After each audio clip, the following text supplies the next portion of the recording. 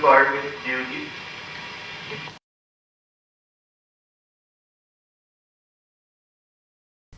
Oh, and we're working out on a Friday because we had places to be. Yeah, what's up, everybody? Welcome back to week 36. And like I said, I had somewhere to be, so I had to get the Saturday workout done on Friday and then hit the road. Yeah, heading north. You'll notice I was working on 26 reps, 2 sets of 5, followed by 4 sets of 4. That did not get fully completed this week due to time and travel and all kinds of good stuff. But that's actually okay because I was already thinking anyway to possibly be repeating this week. Now I'm basically forced to because it wasn't fully completed. But I was thinking of repeating it anyway so that I could get on a better schedule where I would end my cycles on a multiple of 5, instead of a weird number like 6. So next time, if I start on 26, if I do 5 weeks of total work, the last week will be 30. The one after that will be 35, and then the one after that will be 40 reps. Oh yeah. Yeah, so what ended up happening this week is I basically ended up starting my taper early. Volume's way down because a bunch of days ended up just hitting my daily max targets and dropping the volume work. Because actually when I came back from my trip, I actually didn't feel so great. Because you know how it is when you go on trips, like you don't get enough sleep, you're stressed out from driving and because there's people and you're eating food like this, which while delicious probably isn't the best thing for athletic performance. So anyway, you're about to see me squatting into buff. Oh wait, that actually has a double entendre. So what I actually meant was, here I am squatting in Buffalo. This is my final warm-up. And what was interesting about this was that these plates are rubber bumper plates, the kind that like you could use for Olympic weightlifting and drop on the floor. But what's interesting about it is that they are a lot thicker than my plates, which are metal. And it distributes the weight further out towards the end of the bar. And I noticed when I was doing this 330 squat here, that the bar seemed to be whipping a little bit, that I could sense, on my back, and it was a little bit of extra work in order to control the balance, if that makes sense. And then coming up here, I just finished off doing a max on the overhead press, the front jerk style, and hit 160, which is possibly a new daily max record. Yeah, most of the maxes this week were daily max records. But a couple more points about the gym. When I went to do my close grip benching, they had, I think, 3 flat benches. All of them were used, but 2 of them were being used by people doing bicep curls. And I was like, yeah, that's one of the reasons I hate gyms. So there's that kind of stuff. And then, so what I ended up doing for my chest work, I decided to do some dumbbell work, which I haven't done in a long time, and I may want to do quite a bit when I am off in the Southland for the winter.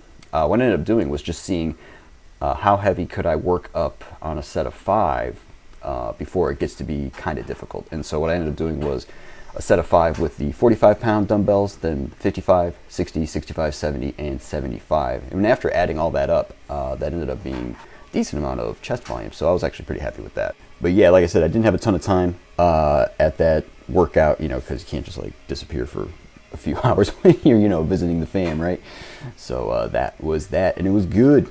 But like I said, the food, like I said, delicious. I ate my face off, and brings back a lot of good memories of those specific foods. But like I said, man, I did not feel great afterwards. It's almost like a lot of the things that I avoid as a general rule in my diet, which I may actually get into in a future video. I don't think I've ever actually gotten into the real specifics of things I avoid, things I try to do, that kind of stuff. Anyway, I think a lot of that stuff is in that food, and man, I was just not feeling good. So, like I said, the rest of the week was kind of hit or miss, but that was a pretty nasty bench right there. 225, pretty easy. Yeah, I think really what I just described was, I'm getting old, because how many times have you heard somebody older than you say something to the effect of, oh yeah, I used to be able to eat X, but now I can't eat X anymore because, it destroys me somehow, whether, your stomach actually acts up or whether you just, feel like crap afterwards. Yeah, it's definitely a sign of the aging. Oh man, that's not good. But what is good is that it's hump day. Oh yeah. And this was actually interesting because if you watch this squat coming up, this is 332.5 for a new daily max PR. Watch closely what happens because I managed to sink this thing so low that I hit the pin and almost lose my balance there. And I was like, whoa, that was kind of close. So gotta be careful with that. It was okay. I had cats on my side, so I was able to still get that squat finished, even though almost bad things happened there. Getting back to the getting old topic, one thing I should probably say is that I've noticed that getting old actually has at least one benefit, and that is it just it allows you to gain perspective and to learn patience. So, for example, this week, like I've been saying, did not go as I had originally envisioned it, and as a younger man, I probably would have been, angry about that and been like, everything is, ruined, blah, blah, blah.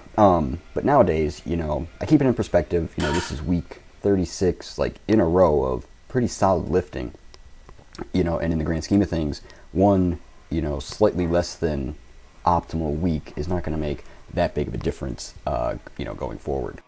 That kind of sounds like do your best and forget the rest. Shout out to Tony Horton. So anyway, guys, that's pretty much going to wrap it up for this week. And that actually wraps up the main work weeks of Cycle 6. So we're going to be updating the daily PRs in a moment here. But as always, we're going to end with the dodeca mother. It says it on the shirt. As if you didn't hear me. That's awesome.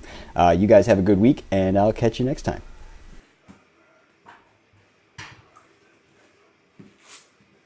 And the upper body Cycle 6 daily PRs, we had all the chest presses went up a good 5 pounds, and also have a new record on the behind the neck jerk of 152.5. The front jerk, that's actually a tie, and the OHP strict, we're almost there with 2 reps. We're at 130 with 2, and I think 135 was set with a single rep, so we're doing good. And Cycle 6 lower body daily PRs. No movement on the deadlifts because, that's got its issues, right? As we've talked about. And the front squat went up 12.5 because I am terrible at math, apparently. But all the squats went up a good amount, and that is pleasing to see. This week's volume update, no point comparing it to last week because we're down like a whole lot. So, but the total for the year, that number is actually greater than 2 million kilograms. So we've passed that marker. So that's pretty cool. And 2016 goals update, really the only update here is the 10K chin-ups. Definitely got all the chin-ups in this week, so that was good. So we're now at 74.58. So we're pretty much at 75% of the way there to 10,000. Sweet. And with the most unsurprising data point in the history of mankind, weight is up after the Buffalo trip. What a shock. There's really no way to count what was going on this week, so I'm just going to call it a wash and not worry about it. We'll get back on the wagon starting next week with the diet. So you guys have a good one. I'll catch you next time. Bye.